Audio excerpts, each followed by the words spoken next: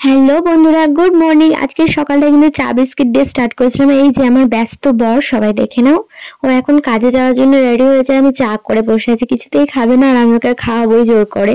সে কারণে বসেছিলাম, কারণ ও না একদমই সকালবেলা উঠে খেতে চায় না, বলে আমার ভালো লাগে না। ওকে জোর করে যাই হোক সেটা জোর করে খাওয়াতে হয়। আর ঘরে লাইট জ্বলছে না, বিকজ কারেন্ট ছিল না, সারাটা দিনই কারেন্ট ছিল না আমাদের এখানে কালকে। তো সেই কারণেই আর কি কারেন্টটা তোমরা দেখতে পাচ্ছ না। তাই অন্ধকারে এখন আমরা দুজন মিলে চা বিস্কিট খাবো। আর প্রিন্স ঘুমোচ্ছিল, ঘুম থেকে ওঠার পরে না হঠাৎ করে দেখছি পাপড় এসেছে আর আমরা দুজন মিলে ছুটে গিয়েছি, মানে আমি আর প্রিন্স। ড্যাডি ভাই তো কাজে চলে গিয়েছিল, আমরা দুজন ছুটে গিয়েছিলাম পাপড়ের জন্য। কিন্তু বিশ্বাস করো বন্ধুরা, তোমরা দেখতে পাবে আমি পাপড় কিনিনি, হাতে গুনে হয়তো এক প্যাকেট পাপড় কিনেছিলাম। এটা ওটা অন্য কিছু কিনেছিলাম। কি কি কিনেছিলাম সেটা একটু পরে তোমাদের সাথে শেয়ার করব। তার আগে দেখো এখানে কত রকমের পাপড় আছে। এই আঙ্কেলটা না প্রত্যেক শনিবার দিন আসে, এত ভালো ভালো আইটেম নিয়ে আসে না, খুব ভালো লাগে। আমি তো প্রায় এখান থেকে অনেক কিছু কিনে ফেলি। আর এখানে কিট্টু কিট্টু দাদু করেছিল, তুমি পাপড়টা ধরে দাঁড়াও, আমি তোমার ভিডিও করছি। তার জন্য এরকম করে পোজ দিয়ে আঙ্কেল দাঁড়িয়েছিল। যাই হোক, এখন আমি কিট্টুকে বলেছি তুমি কিছু কেনো, কিন্তু ও কিছুই চয়েস করতে পারিনি, তাই ওকে একটা গুড় বাদাম কিনে দিয়েছিলাম। এখন ঘরে এসেছি, তোমাদের সাথে শেয়ার করব কি কি কিনেছি।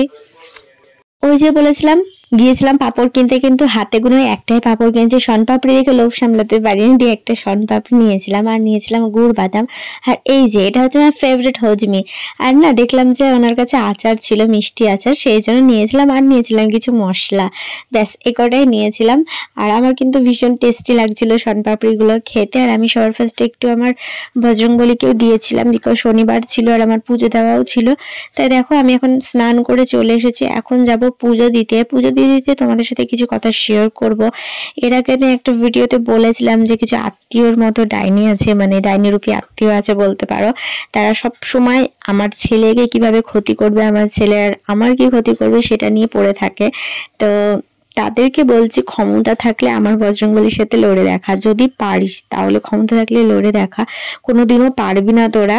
আর এত চেষ্টা করে এত রকম ক্ষতি করা, তাদের শুধু ভাবে যে কেন পারি না, এত চেষ্টা করছে তাও কেন এই মেয়েটা হাসি মুখে থাকে। আসল কথা কি জানিস তো, আসল কথা হচ্ছে সবসময় আমার সাথে আমার ভোলে বাবা আর বজরংবলী আছে।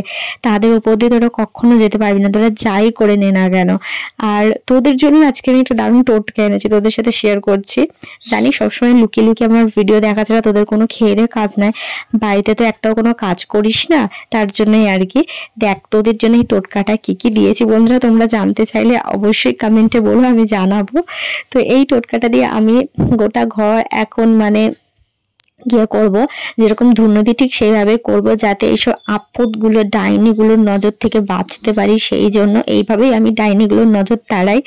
দেখো তোমরাও কিন্তু ট্রাই করে দেখতে পারো, দারুণ এফেক্টিভ আর পজিটিভ এনার্জির জন্য কিন্তু খুব ভালো।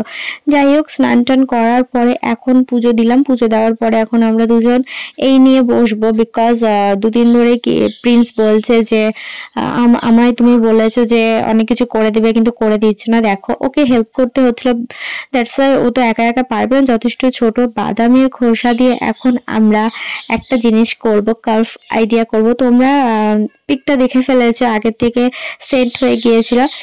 আর ও এখানে ওইসব করছে আর আমি এদিকে দেখো ভিডিও করতে ব্যস্ত। একটু একটু করে তোমাদের সাথে শেয়ার করবো যে জিনিসটা কতটা কমপ্লিট হলো না হলো। আর প্রিন্স কিন্তু মাঝে মাঝে এগুলো তৈরি করে, অফকোর্স ফোন দেখে, ওর খুব ভালো লাগে। ও বলে যে মাম্মাম এগুলো করব, তবে অনেক জায়গাতে পারে না, তার জন্য আমায় হেল্প করতে হয়। এখানেও আমায় যথেষ্ট হেল্প করতে হয়েছে। যেমন গ্লু যখন ইউজ করেছিলাম, এই যে চীনা বাদামের খোসাগুলো যখন সাঁটাচ্ছিলাম, তখন আমি ওকে হাত দিতে দিইনি। ও বলছে তুমি আমায় করতেই দিচ্ছ না। কি করবো বলো তো, ওকে যদি হাত দিতে দিই পুরো হাতে আঠা লাগাবি, সেই কারণে আমি নিজেই ওকে সাটিয়ে দিয়েছিলাম চীনাবাদামের খোসাগুলো। তারপর বললাম যে এবার তুমি এর মধ্যে ডিজাইনটা করে ফেলো। তাই ও এখন এগুলো দিয়ে দেখো ডিজাইন করছে সুন্দর করে। তবে এখানে কিন্তু তোমরা জানতে পারবে শেষের দিকে, কিছুটা আমি করে দিয়েছিলাম, কোনটা কোনটা আমি করেছি কোনটা কোনটা ও করেছে সেটা জানার জন্য কিন্তু পুরো ভিডিওটা দেখতে হবে। তবে এইটুকুনি বাচ্চা যে এতটা করছে এটাই আমার কাছে অনেক। আর এরকম ছোট ছোট জিনিস যদি বাচ্চাদের সাথে খেলা যায় না এরকম ভাবে, তাহলে কিন্তু বাচ্চাদের ব্রেনটাও সার্ভ হয় আর ওদের ভালোও লাগে। আর আমি ওর সাথে টাইম স্পেন্ড করলে এইভাবে টাইম স্পেন্ড করি, দেখো কতটা সুন্দর লাগছে এটা দেখতে। আর আমি এই আইডিয়াগুলো মাথাতে রেখে দিই। তবে সময়েরও তো ব্যাপার থাকে, সংসারে অনেক কাজ থাকে, সেগুলো করার পর যখনই সময় পাই তখনই আমি এই বাচ্চার সাথে টাইম স্পেন্ড করি। আর এরপরে ট্যাডি বিয়ার চলে এসেছিল। আর ওনাকে এইভাবে দেখানোর কারণ একটাই যে আজকে সারাদিনে কি খাওয়া দাওয়া হয়েছে সেটা তোমাদের সাথে শেয়ার করিনি। তো দেখে নাও কি কি আজকে রান্না করেছিলাম। ভাত তো হয়েছিল, কুমড়ো ভাজা, লাল শাক, পাঁপড় ভাজা, যে পাঁপড়টা নিয়েছিলাম আর কি, চাটনি, ডাল, আর এখানে হয়েছিল 5 তরকারি। আর কিছু রান্না হয়নি, এ কটাই রান্না হয়েছিল। তো ব্যাপারটা হচ্ছে আজকে ব্লগটা সব আবল তাবল হয়ে গিয়েছে। আর তখন যে তোমরা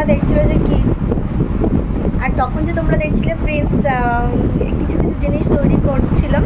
তো চলো সেগুলো তোমাদের সাথে শেয়ার করি। এইটা আই থিঙ্ক এইটা আর মনে হয় এইটা আমি করেছি, বাদ বাকি কিন্তু সব ও করে। আর এই দেখো এইটাও করেছে, কেমন হয়েছে অবশ্যই তোমরা কমেন্ট করে জানাবে। তো তোমরা তো দেখলেই। আর পায়ে কি হচ্ছে না, তো চলো।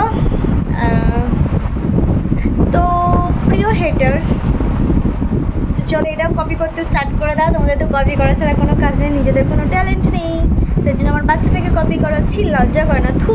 তো যাই হোক, অনেক কথা বললাম, তো চলো টাটা, সবাই ভালো থাকবে। আজকে আবার একটা নেক্সট ব্লগ নিয়ে টাটা।